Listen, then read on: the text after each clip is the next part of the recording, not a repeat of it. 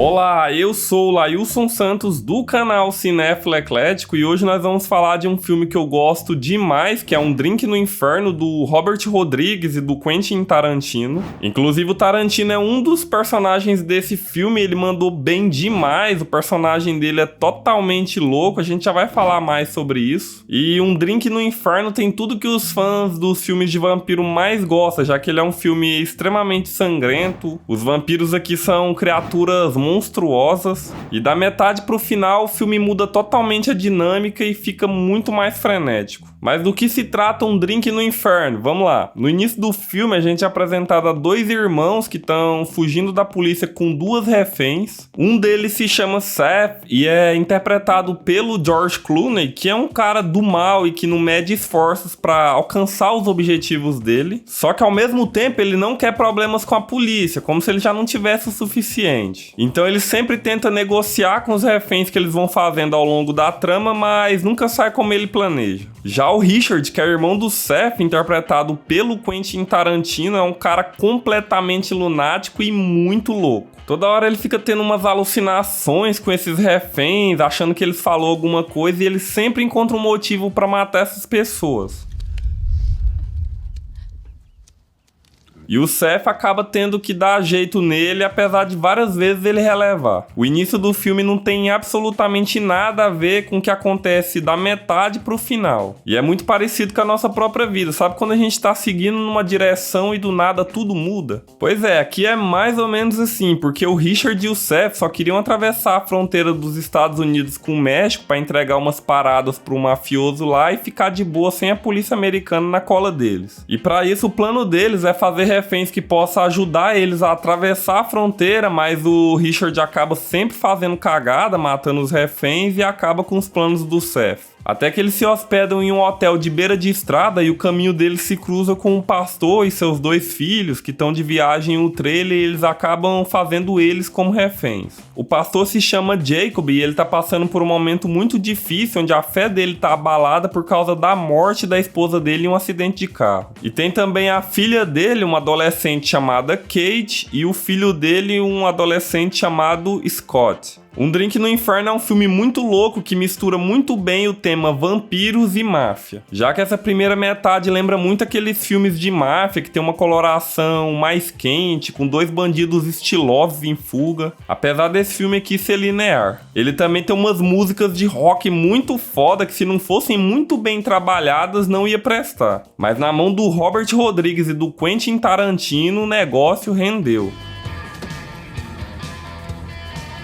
O Seth, apesar de não ter remorso das coisas que ele faz, ele mesmo deixa isso bem claro, ele consegue negociar com o Jacob para eles todos atravessarem a fronteira, porque o Jacob estaria acima de qualquer suspeita. Eles deixariam o Jacob e a família dele irem embora em segurança já no México, e eles conseguem cumprir esse objetivo com uma certa facilidade e conseguem atravessar a fronteira. Então eles vão até o bar que o Seth tinha combinado de encontrar o mafioso pela manhã, que é um lugar totalmente barra pesada e com uns caras muito casca-grossas e caminhoneiros valentões. E lá dentro tá rolando um show de muita putaria e bebedeiras. E lá os cinco vão comemorar a travessia de sucesso deles. E é nesse ponto que a dinâmica do filme muda completamente. Eu fico imaginando o quão bom deve ter sido para quem assistiu isso aqui no cinema sem saber de nada do que acontecia. Deve ter sido uma surpresa muito foda. E lá dentro acontece a famosa cena da dança, que mesmo quem não assistiu o filme conhece, onde a maior musa do bar dança com uma jiboia no pescoço ao som de uma música caliente. E uma curiosidade é que a Salma Hayek, que fez essa cena, tinha fobia de cobras. Pra você ter uma ideia, ela quase desistiu do papel por causa disso. Mas depois de trabalhar o psicológico e muito tempo de treino, ela conseguiu superar essa fobia e conseguiu concluir a dança e ficou muito bom. Nem parece que ela tinha medo.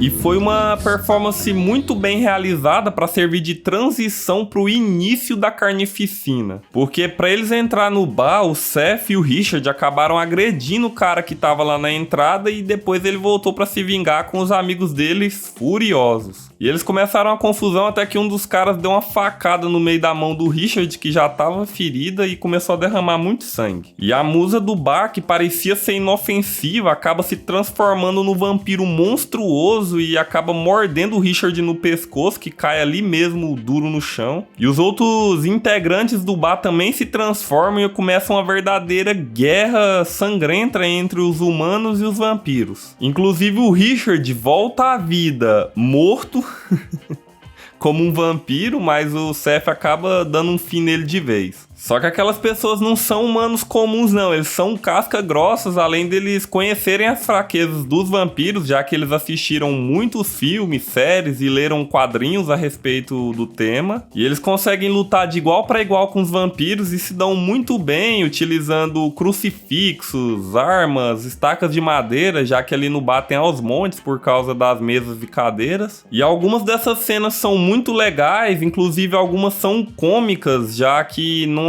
se leva muito a sério, inclusive eles flertam muito com o trash. E embora alguns efeitos visuais tenham envelhecido muito mal, o filme contém alguns efeitos práticos que foram muito bem realizados e que ainda hoje conseguem convencer. Mas os vampiros também conseguiram matar várias pessoas, e os poucos humanos que sobraram acabaram se unindo, e um deles, chamado Sex Machine, é isso mesmo o nome do cara,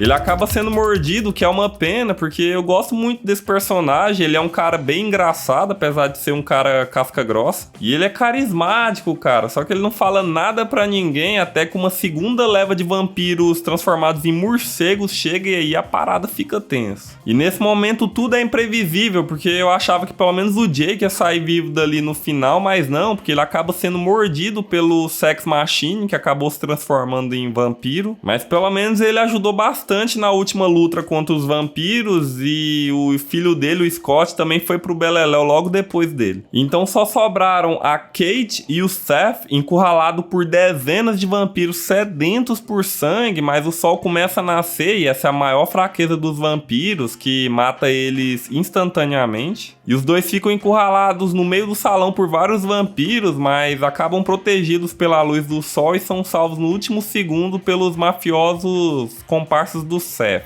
E então os únicos sobreviventes dessa noite macabra foram a Kate e o Seth. E o Seth acaba indo embora seguindo a trajetória dele. A Kate até quis ir, mas o Seth sabia que se ela fosse com ele, com certeza iria arruinar o futuro dela, porque ou ela ia entrar pro crime ou pra Proust. E é como ele mesmo diz: eu posso ser um cretino, mas não sou um cretino filho da puta. E assim acaba Um Drink no Inferno, um dos melhores filmes sobre vampiros, com uma pegada muito foda e diferentona, onde no início do filme ele segue por um caminho, mas da metade em diante ele muda completamente pra gente se divertir com uma trilha sonora muito foda e frenética, e que pelo menos pra mim tá no meu top 5 melhores filmes de vampiros de todos os tempos. E se você chegou até aqui é porque você gostou do vídeo, então deixa o like, deixa também sua opinião nos comentários, porque eu tô curioso pra saber quantas pessoas gostam muito desse filme assim como eu. E se você gosta de filmes de vampiro, talvez você goste também de assombração. Então vou estar deixando aqui do lado um vídeo que eu fiz com a história completa do filme A Entidade, numa pegada mais sombria. Ficou curioso? Então clica aqui que eu te vejo lá em instantes.